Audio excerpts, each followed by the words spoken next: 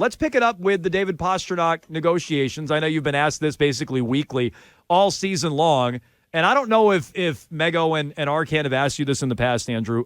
Is there a number that the Bruins shouldn't go to? Is there a number in your mind? Because Elliot Friedman's saying, Emily Kaplan is saying, the Bruins may be getting to an uncomfortable point. Is there a number for you, AAV or total value, where you look at it and go, as good as he is, the Bruins can't go there? Oh, I haven't been asked this question. I haven't thought of it. You can't go. I think you look at what the Edmonton Oilers are and where they're at. I don't think you can go to a 13 number. I don't think you can a 12 number. I see it. I know, and when they say the Bruins are paying more than what they wanted, I think the Bruins, in their dream of dreams, was really hoping to be at 9-5 with Charlie McAvoy, 6, 7, 8, 9 months ago. Can I just jump in for a second? Because the face that Ryan Garvin, our producer, just made back there was just I wish we could recreate it on Twitch. It's that would be a little bit of a discount. You think the Bruins thought they were going to get him for 9.5, like that McAvoy deal? I'm saying when the report says the Bruins are going to spend more than what that's what they envisioned. That's what you're referring to. Yes, the envision of Charlie McAvoy being the new cap as the number one defenseman at 9.5, the young kid. I think that's gone out the window. So I still feel like it falls in that 888. I mean, it just feels so perfect numerically to have those numbers in the ballpark. It seems like it'll be around that. So 11. 11 would be a good deal. 11 would be a good deal for the Bruins. 11's a very good deal for the Bruins. 11 would be a very good deal for David Pastrnak, too. I mean, that sets him up to be, what happens, too, what hockey players kind of do is look at their career earnings. The career earning thing is kind of a thing, and that puts him up over 130, 140 for his career if he gets to 88. So you get to 150 as an NHL hockey player. That's pretty impressive. Razor, we hear about these numbers being pushed from Pasternak's perspective, a willingness to say no. Is there any sliver of a chance that this deal doesn't get done between him and the Bruins? Well, until it's done, there's a sliver. Now, my argument is with this, and this is fact, in a hard salary cap league that just went through COVID, that the cap has not been raised. Free agency isn't really free agency. And what I mean by that is the Toronto Maple Leafs can't sign David Pastrnak to an $88 million contract. The New York Rangers can't do it either. So there's a lot of teams that get knocked out right away just because of salary cap issues. Then there's another half a dozen teams that get knocked out because they stink. David Pasternak's not going to Arizona and playing in a 5,000-seat arena for the next 8 years, which they still could be playing in that rink in 8 years. I mean, just to jump in, I mean, a lot of people wouldn't have thought Gaudreau was going to go to Columbus. I mean, that was a team that stayed in the mix there. So, I mean, maybe there are more suitors for a guy like Pastrnak than we realize. Well, I think if David's truly asking what the next few years look like, Johnny Gaudreau wanted to get out of Canada. He didn't want to be in Canada anymore. He spent 18 months in COVID Canada, not being able to visit and travel and see people, and Matthew Tkachuk was the same way. So, again, the Florida Panthers can't pick up David Pastrnak. So yes, there might be a few suitors. If David's willing to go to Columbus and lose and not make the playoffs, and they're going to give him $13 million, then yeah, the Bruins can't do anything about that. So that's where the sliver comes in. But I do believe both of sides really want to get this done, and I think that they find a way to do that, because I don't see too many situations better for David Pastrnak throughout the league as well. Razor, when a team has a great first half like the Bruins did, can the All-Star break, a big, long, set time off, work against them, or do you think they needed it? No, they needed it, especially for when you're looking at the run that they're going to go on, that they're planning on going on.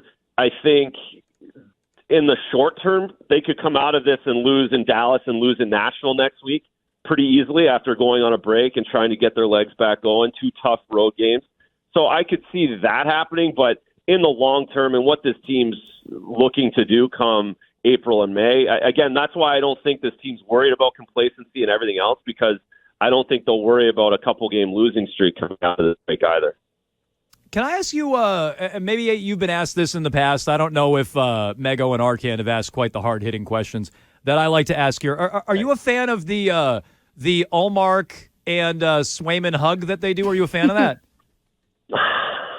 No, not really. Oh, good. I'm happy you said that, because to me, I think it is the most nauseating, annoying celebration that any team has done this side of the Red Sox dancing with Benintendi, Betts, and Bradley a few years ago, or even the Red Sox in their dumb shopping cart. Like, it's so annoying that they do it. I'm happy you're voicing your true opinion on this. Can we hear why? Don't be silenced, Razor. Don't be silenced. I'm with you. Razor, why don't you like it?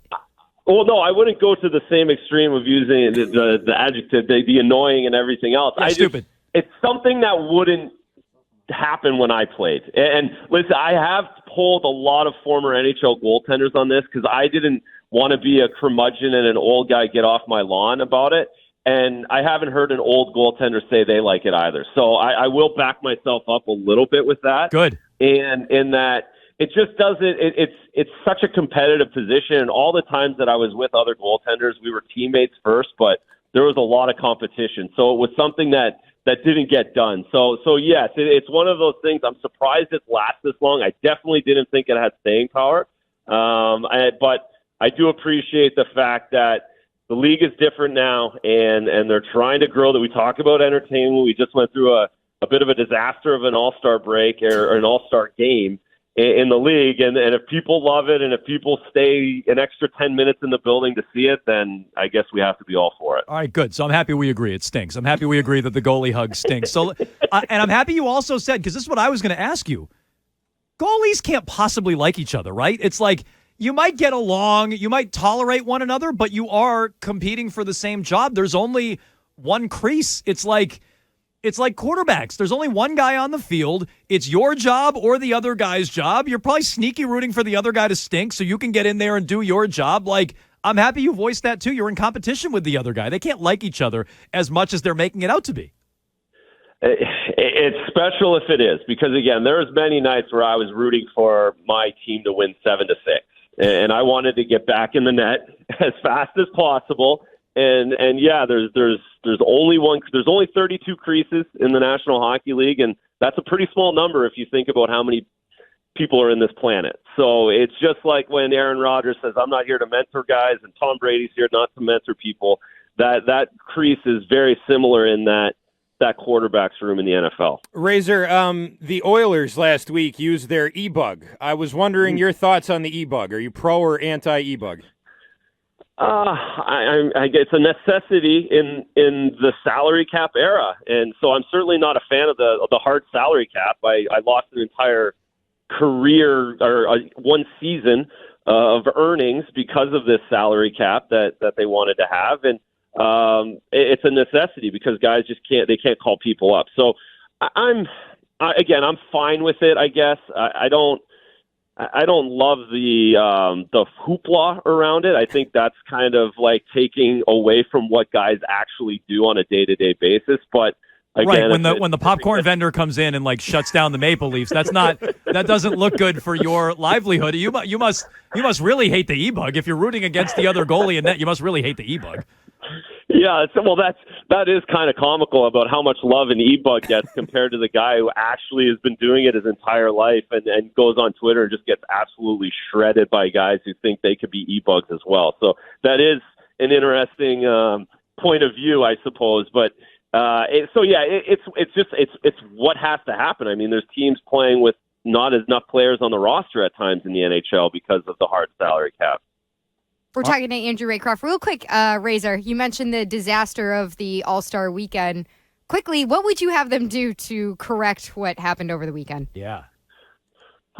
Well, I think I was talking with Billy Jaffe as well. He had a decent go back to 5-on-5. Maybe have it a real hockey game, East Conference, West Conference. Try and build some competition that way. I think you have to go to the players and find out what's going to actually make them compete. What competitions will allow them to compete, what they're into doing and competing for. Do they have to up the dollars?